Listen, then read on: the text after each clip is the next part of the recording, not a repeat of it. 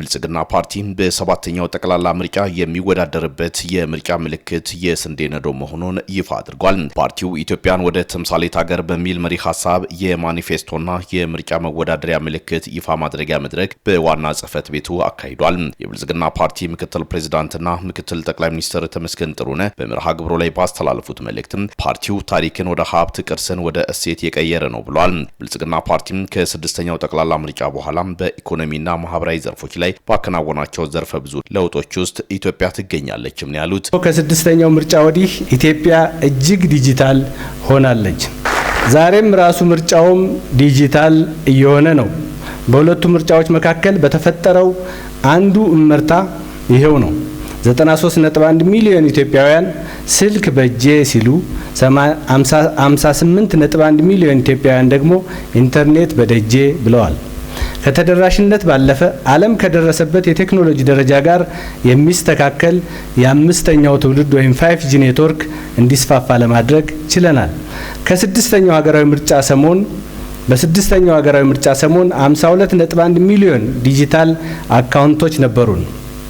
ዛሬ ሰባተኛውን ምርጫ ስናደርግ ከ222.6 ሚሊዮን አካውንቶች በልጧል። በዲጂታል የተላለፈ ክፍያ በተጀመረበት በ2014 በጀት ዓመት የተከናወነ ግብይት በግብይት ቁጥር 345.4 ሚሊዮን ነበር።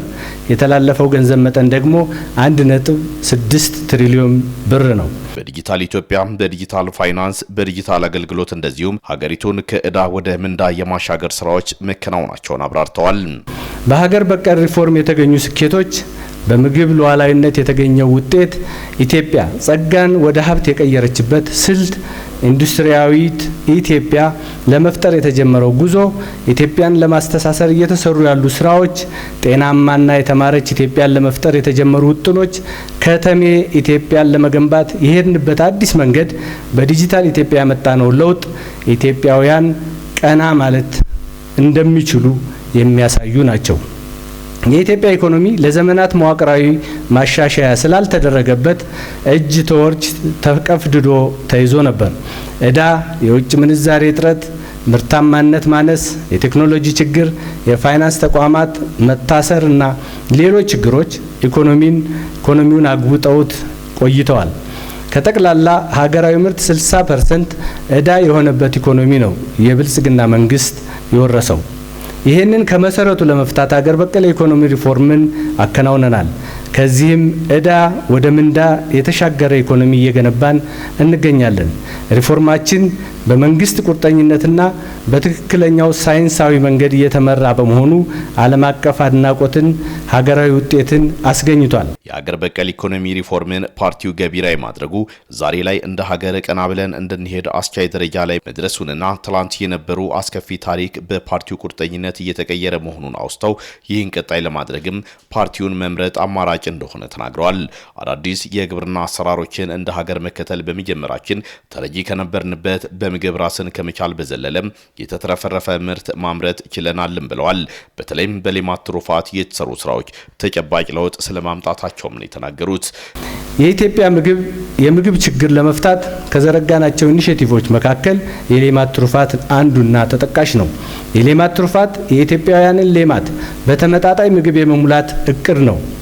መቀንጨርን እና የተመጣጠነ ምግብ እጥረትን ለመቅረፍ የሚያስችል ቤተሰብ ተኮር ፕሮግራም ነው። በአካባቢያችን በሚኖረን ቦታና ቁሳቁስ ለምግብ የሚሆኑ ግብዓቶችን ለማምረት የሚያስችል ተነሳሽነት ነው። የሌማት ትሩፋት የኢትዮጵያውያንን አኗኗር እየቀየረው ነው።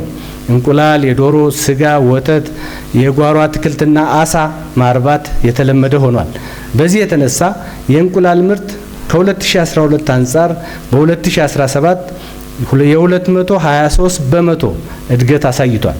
ከ2.9 ቢሊዮን ወደ 9.37 ቢሊዮን እንቁላል አድጓል።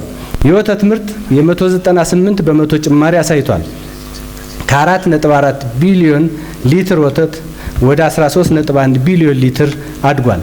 እንዲሁም የዶሮ ስጋ ምርት የ295 በመቶ ተመንድጓል። ከ48,000 ወደ 190,000 ቶን እድገት አሳይቷል። ፓርቲያችን ብልጽግና የመሰረተው መንግስት ባለፉት 5 ዓመታት ዘርፉን ለመቀየር ቆርጦ ተነስቷል። በግብርና ዘርፉ ያልተነኩ ሀገራዊ አቅሞች ወደ ልማት ገብተዋል። እንዲሁም የአመራረት ስርዓቱ እየዘመነ ነው።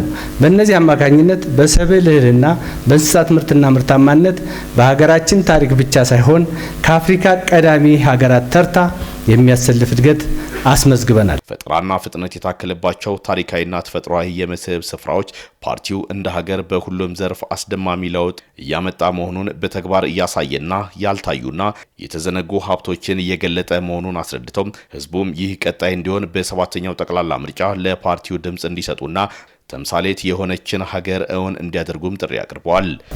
አክሱምንና ላሊበላን እያደሰ ነው። ፋሲልንና ጀጎልን እንደገና ፈጠራቸው እስኪባል ድረስ አስውቧቸዋል። አባጅፋርን፣ የአንድነት ፓርክንና ብሔራዊ ቤተ መንግስትን እሴት ጨምሮባቸዋል። የአድዋ መታሰቢያ ፓርክን በድሉ ልክ ገንብቶታል።